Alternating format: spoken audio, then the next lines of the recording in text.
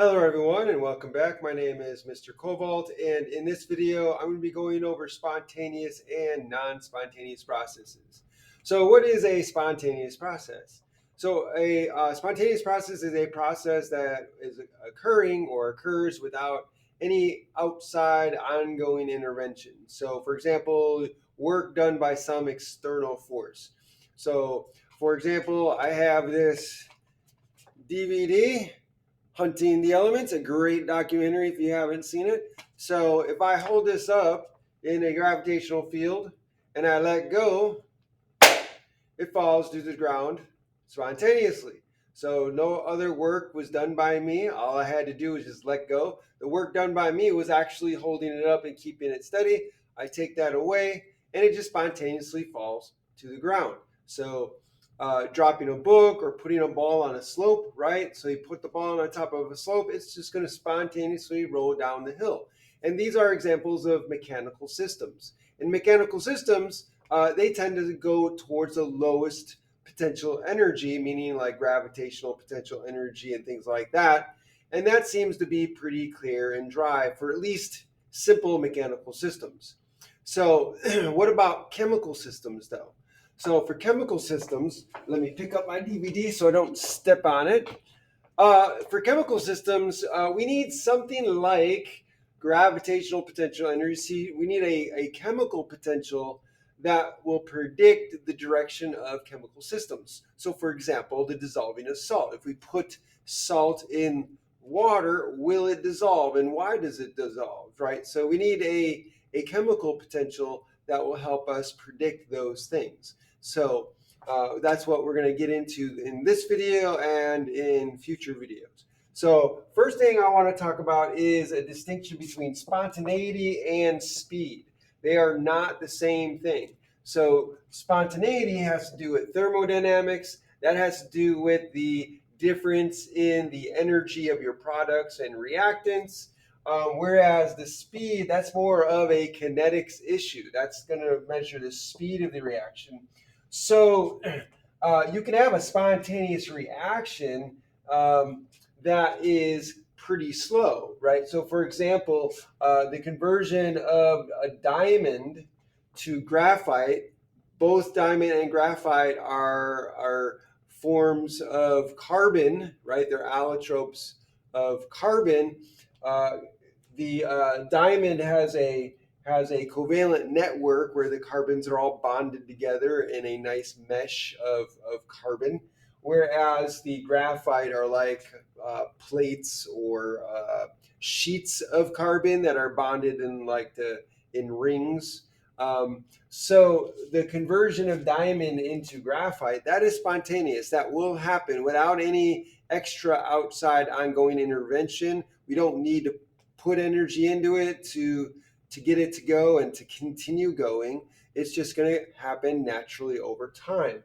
But it's a very, very, very slow process. So your diamond ring is not going to be lose its value anytime soon because this is very slow. But it is spontaneous, meaning that it's a process that occurs without ongoing outside intervention. And so that's the distinction between spontaneity and speed. You can speed up a spontaneous reaction by using a catalyst. The catalyst is something that speeds up a reaction, but is not used during the reaction. So, but non-spontaneous reactions don't just all of a sudden become spontaneous because you put a catalyst in there. The catalyst is not going to make a non-spontaneous reaction spontaneous. So I'll show you a diagram in a moment. So just hold on tight in just a minute. Okay, welcome back. I should have said give me a second since it just took that long. So here's the diagram that is helpful for pointing out the difference between or the distinction between the spontaneity of a reaction versus its speed. So when we're talking about the spontaneity of a reaction, we're talking about the potentials of reactions and products. So we're looking at the difference between the initial and final states of a reaction. What's the potential of the reactants versus the potential of the products. So that's what we're looking at when we're talking about whether or not a reaction is spontaneous or not spontaneous. So that has to deal with these areas here. Kinetics has to deal with the intermediate states. So what is it about the intermediate states that allows for a reaction to be either very slow or very fast?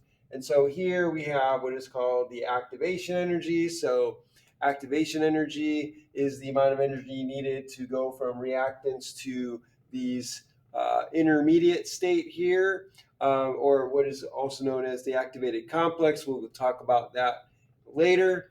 But basically, this here is what we're dealing with when we're talking about the kinetics or the speed of a reaction.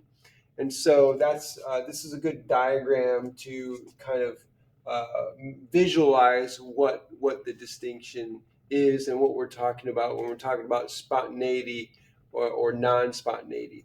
One other thing I want to say before I end is just because a reaction is non-spontaneous does not mean that it's impossible.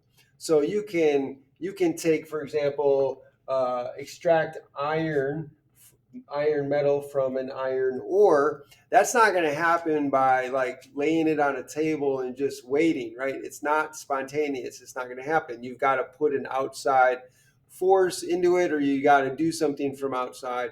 And so a couple of things you could do is you could either apply some sort of energy from outside. You can couple the reaction to a spontaneous reaction. So that way you can make the reaction go. So a couple of things you could do. A lot of this we'll talk about in future videos. I hope this video was helpful in kind of explaining spontaneous versus non-spontaneous processes. If you enjoyed this video, if you learned from this video in any way, please hit that like button right there. Also, subscribe to my channel. Hit that notification bell up there so you'll be notified by other videos I put out. Put a comment down in the comment section. Let me know what you think and if you've got any questions. I'd love to hear from you. Thanks for joining me and have a great day.